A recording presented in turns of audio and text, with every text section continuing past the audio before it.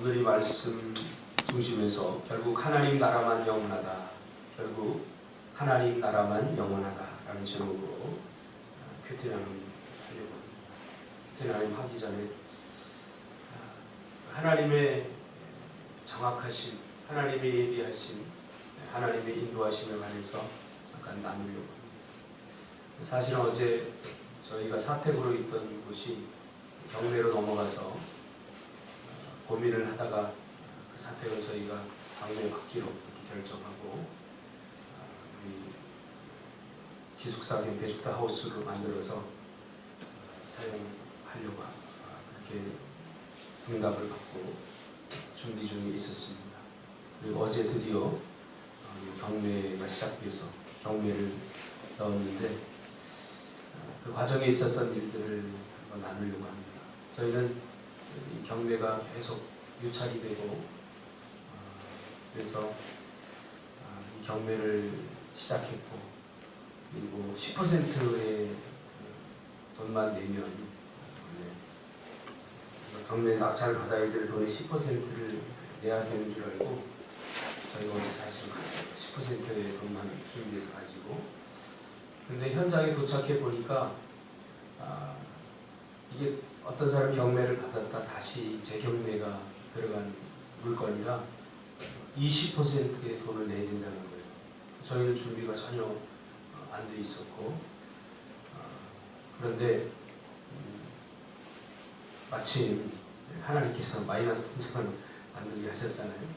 그래서 별 부담 없이 또 거기서 이렇게 해서 할 수 있었습니다. 끝나고 저희가 낙찰을 받았습니다. 할렐루야. 낙찰을 받고 이렇게 보니까 야, 하나님이 정확하신 분이시다.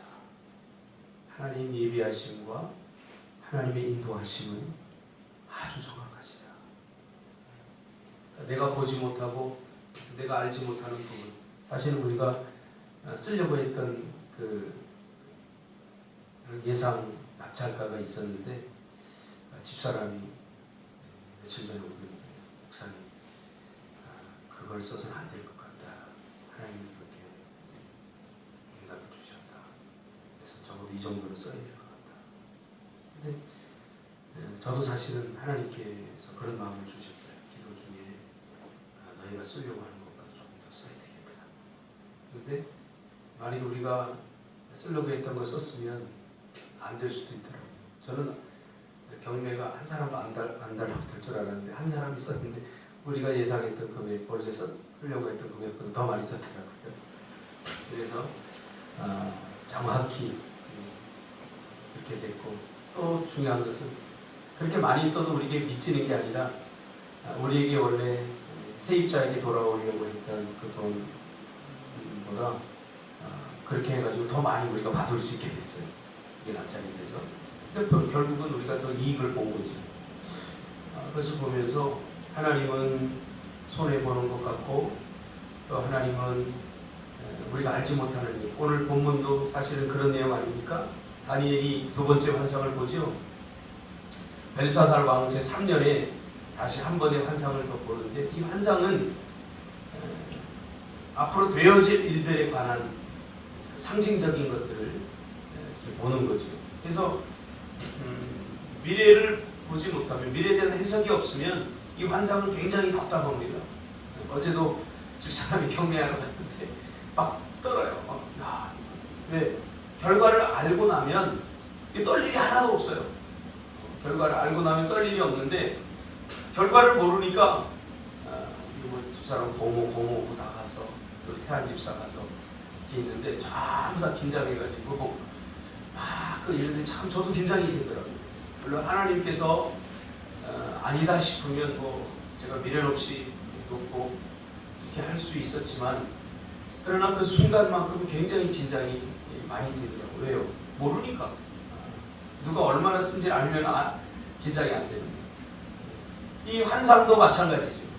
해석이 안 되니까 이 다니엘서를 읽으면서 많은 사람들이 힘들어하는 부분이 바로 이러한 부분입니다. 오늘도 다니엘이 환상을 보았는데 숫양에 대한 환상을 보죠.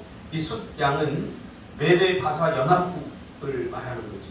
그렇죠? 이 숫양은 메대 바사 연합국을 말하는 겁니다. 이 메대 바사 왕들이 머리에 장식을 했던 그 장식이 숫양의 장식입니다. 여러분 TV에서 보면 가끔 볼 수 있을 겁니다.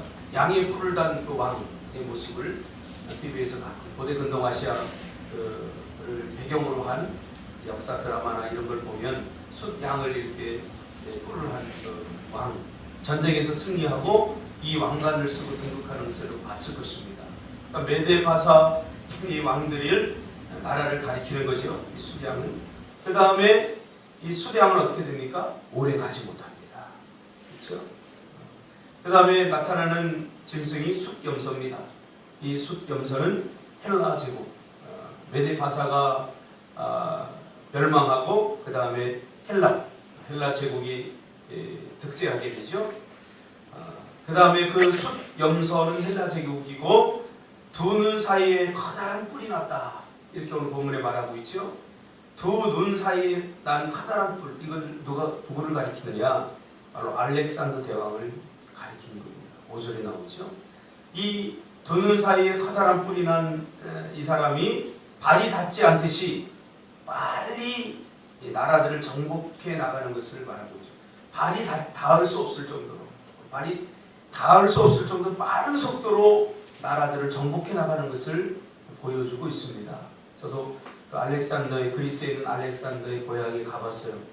지금은 작은 시골 마을이지만 그 마을 중심으로 해서 수십 킬로, 수백 킬로 저희가 버스를 타고 이렇게 그 알렉산더가 그리스 쪽을 이렇게 지배했던 그 쌓았던 성들 이렇게 몇 시간 동안 이렇게 돌아봤어요.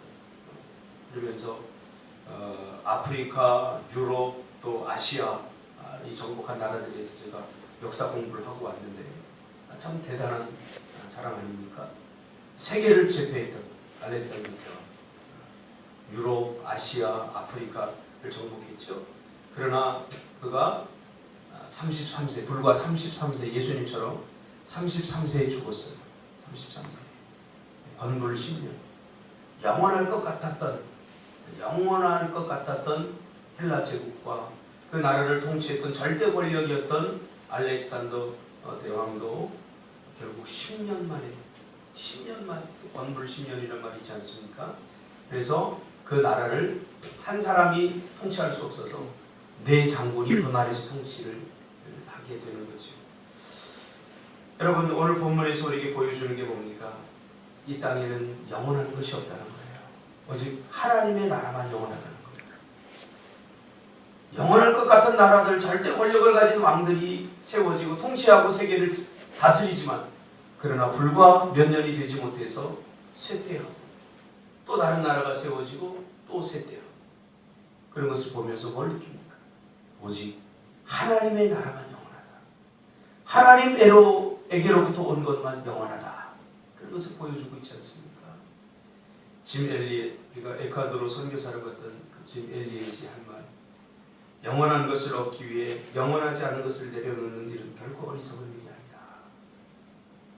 여러분 영원하지 않는 것, 썩고 없어질 것들, 잠시 누리다 사라질 것들의 미련을 버리시고 영원한 것, 하나님이 주신 것들을 붙들고 살아가시길 바랍니다. 그래야 공허하지 않습니다. 우리 카페가 저렇게 지금 공사해서 아름답게 되는데 참 마음이 뿌듯해요.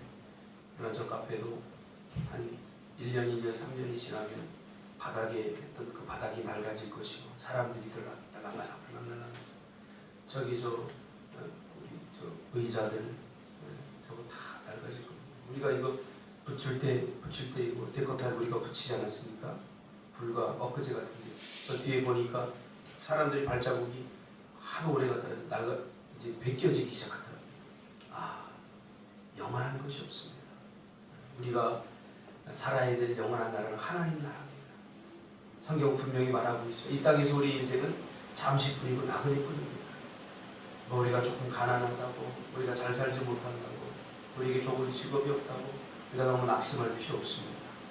우리가 하나님의 말씀을 붙잡고 그 말씀을 순종하면서 하루하루 하나님의 뜻 안에서 하나님 주신 사명을 이루면서 복되고 귀하게 살아가는 하루가 되시기를 주님의 이름으로 축복합니다.